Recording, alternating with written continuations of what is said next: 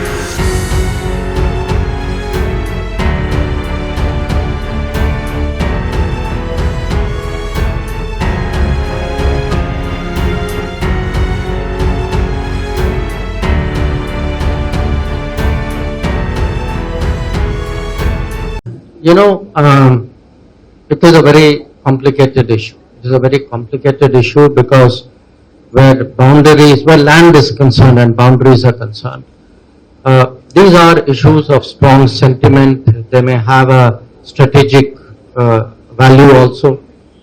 There's a lot of history involved in it. There's a lot of politics involved in it. So it is not that people have not tried to settle this issue. Even with China, we started actually first discussing some boundary problems we had as far back as 1958.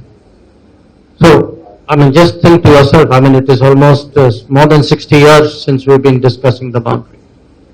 Now, what we had managed to do was at least ensure that while we are trying to negotiate, that the boundary is stable.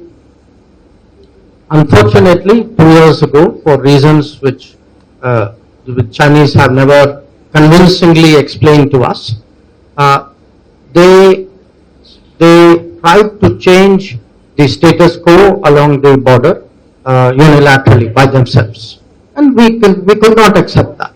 So when their troops came, our troops also went to those border areas, and you all know 2 years ago. We actually had a clash at Galwan where many Indian soldiers, some Chinese soldiers also died.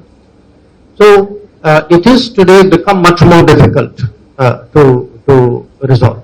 But would we like to resolve it? Yes. But we would like to resolve it on terms that are fair, that are equitable, that do justice to our claims, and that is something which we have mutually agreed. We cannot resolve it by having one country say that this is the solution and for us to accept it. That we will never accept.